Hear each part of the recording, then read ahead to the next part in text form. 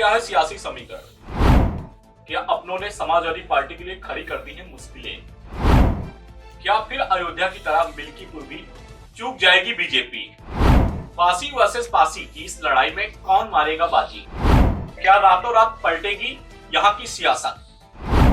अयोध्या जैसा इतिहास रचेगी सपा या अयोध्या का बदला लेगी बीजेपी? इस वीडियो में हम आपको एक एक करके हर बिंदु पर विस्तार से जानकारी देंगे, तो बने रहिए हमारे साथ अंत तक।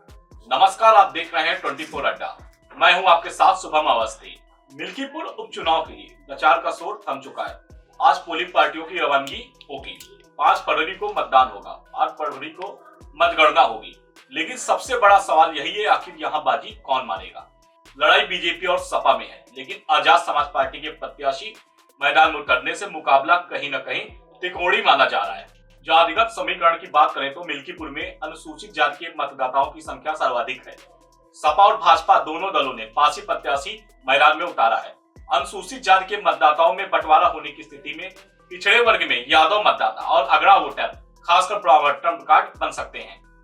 इनका समर्थन पाने के लिए सपा और भाजपा में होड़ है। सियासी पंडित भी मान रहे हैं, जिस तरह यादव और ब्राह्मण वोट जाएगा, जीत उसकी सुनिश्चित होगी। कोर वोटर के रूप में यादव जहां सपा की तरफ जा सकते हैं, वहीं ब्राह्मण बीजेपी की तरफ जाएगा। लेकिन बीजेपी ने यहां पर अपर्णा यादव का दांव चलकर यादव वोटर्स में सेल लगाने की पूरी कोशिश की है। अगर थोड़े बहुत भी यादव वोटर्स बीजेपी के पाले में आएंगे तो बीजेपी का रण यहाँ के लिए थोड़ा आसान हो जाएगा। यादव और ब्राह्मण दोनों वर्ग के मतदाताओं की अहमियत इससे भी समझी जा सकती है कि आरक्षित होने से पहले वर्ष 1967 से लेकर वर्ष 2007 तक यहां से 4 बार ब्राह्मण और 9 बार यादव जीत दर्ज कर चुके हैं। मिल्कीपुर के कोर मतदाताओं को साधने के लिए मुख्यमंत्री योगी आदित्यनाथ ने मिल्कीपुर में अब तक हुए दोनों उपचुनाव के विजेता रुडौली विधायक रामचंद्र यादव को पिछड़े वर्ग विशेषकर यादव मतदाताओं से सेंधमारी का जिम्मा सौंप दिया है। तो वही सबसे बड़ी बात कर ली जाए तो प्रमुख ब्राह्मण चेहरे पर भी विधायक इंद्र प्रताप तिवारी खब्बू को ब्राह्मण मतदाताओं को सजने का दायित्व तो सौंपा गया है। इसके अलावा भाजपा ने प्रधानमंत्री नरेंद्र मोदी के संसदीय क्षेत्र काशी के रहने वाले आयुष मंत्री दयाशंकर मिश्र दयालु, खाद्य व रसद राज्य मंत्री सतीश चंद्र शर्मा, मेयर महंत गिरीशपति त्रिपाठी, प्रथम महापौर ऋषिकेश उपाध्याय सहित कई ब्राह्मण विधायक मैदान में उतार दिया है, जो वोटरों को साध रहे हैं। उधर समाजवादी पार्टी भी पीछे नहीं है। पूर्व मंत्री तेज नारायण पांडे, पूर्व विधायक जयशंकर पांडे, विधायक बैजनाथ दुबे जनसंपर्क करने में जुटे हुए हैं। नेता प्रतिपक्ष माता प्रसाद पांडे भी मिल्कीपुर के रण में उतर चुके हैं। सपा की तरफ से पूर्व मंत्री आनंद सेन यादव को सपा के राष्ट्रीय अध्यक्ष अखिलेश यादव ने जिम्मेदारी सौंप दी है। बाराबंकी सदर के विधायक सुरेश यादव सहित दर्जन विधायक भी समर्थन जुटाने में जुटे हैं। मिल्कीपुर सीट नाक की लड़ाई बनी हुई है। इस सीट पर चुनाव को सत्ता के सेमीफाइनल के रूप में देखा जा रहा है। माना जा रहा है कि इस सीट पर जीत हार 2027 के विधानसभा चुनाव के लिए बड़ा संकेत देगी। यही वजह है कि दोनों पार्टियां किसी भी कीमत पर यहां जीत दर्ज करना चाहती हैं।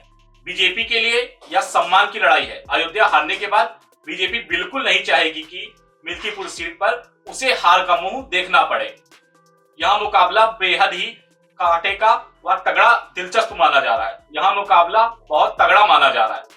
हालांकि मिल्कीपुर में सपा को पटकनी देने के लिए बीजेपी कोई कसर नहीं छोड़ रही है। अब तक हुए 17 चुनाव में 2 उपचुनाव भी शामिल हैं। सबसे ज्यादा 5 बार सपा जीती है, वहीं बीजेपी को केवल 2 बार जीत मिली है।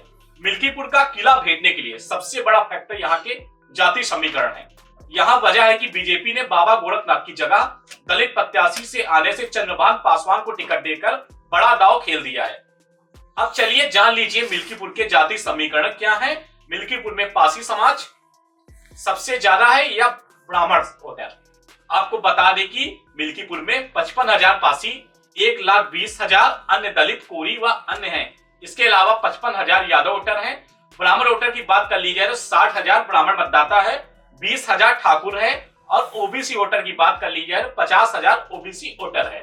ब्राह्मण वोटर और यादव वोटर बहुत बड़ा सवाल खड़ा करेंगे, आखिर पार्टी की कमान किसको सौंपी जाएगी। तो कुल मिलाकर मिल्कीपुर के रण पर पूरे देश की निगाहें हैं। कल मतदान है। कहते हैं पहले मतदान बाद में जलपान।